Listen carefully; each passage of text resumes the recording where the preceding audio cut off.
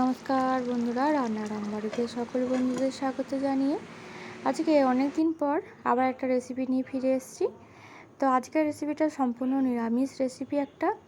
তো চলুন আজকে বানাবো সাদা আলুর দম। তো সাদা আলুর দম বানানোর জন্য প্রথমে যেটা লাগবে আলু। তো আলুগুলো আমি এইভাবে কেটে নিয়েছি, এটা প্রেসারে আমি সেদ্ধ করে নেব। যেহেতু এগুলো জ্যোতি আলু তাই সেদ্ধ হতে চায় না কোনো মতেই।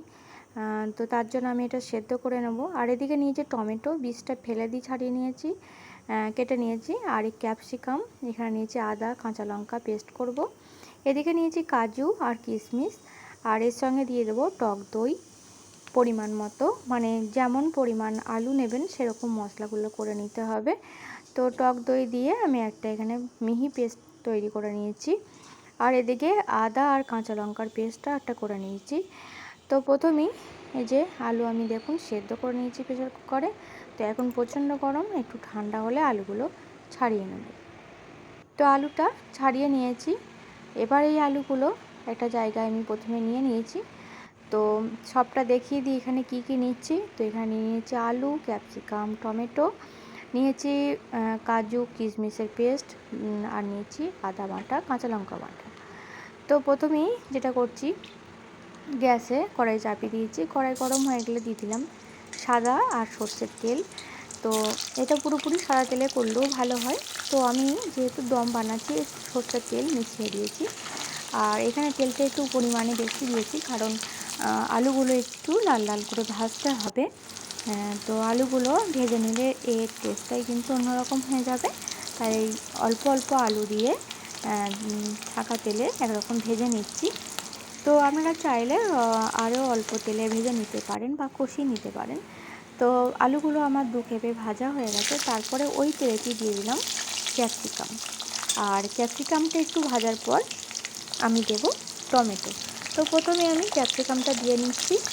আর বন্ধুরা, আমি যেটা করছি এখানে পেঁয়াজ, মানে এটা তো নিরামিষ করছি, আর যদি আপনারা চান এটা আমিষ করতে তো এখানে পাতলা পাতলা করে এরকম পেঁয়াজ কিউব আকারে ভেজে নেবেন, তাহলে কিন্তু রান্নাটা আরও ভালো লাগবে।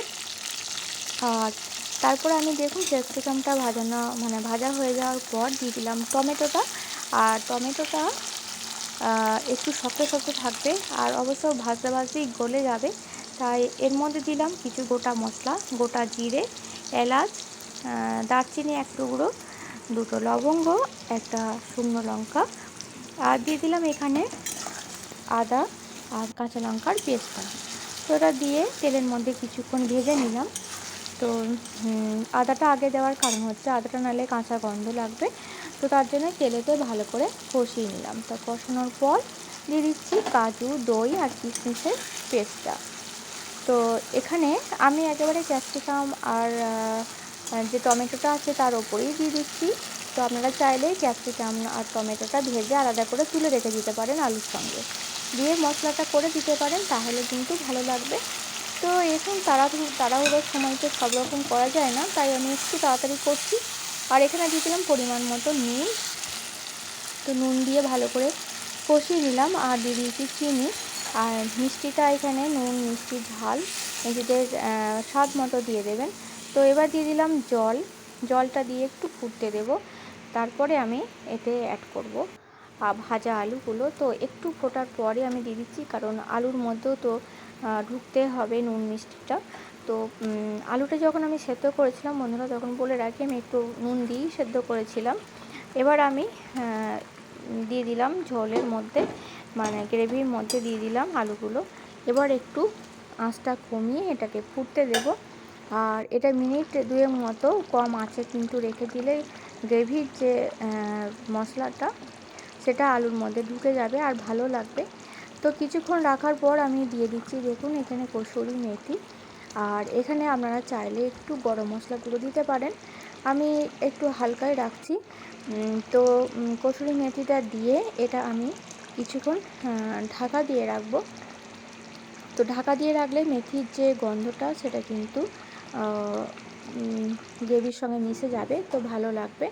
তো আমি এখানে মিনিট 1 থেকে 1.5 মতো ঢাকা দিয়ে রেখেছিলাম, তারপরে আবার দেখাচ্ছি।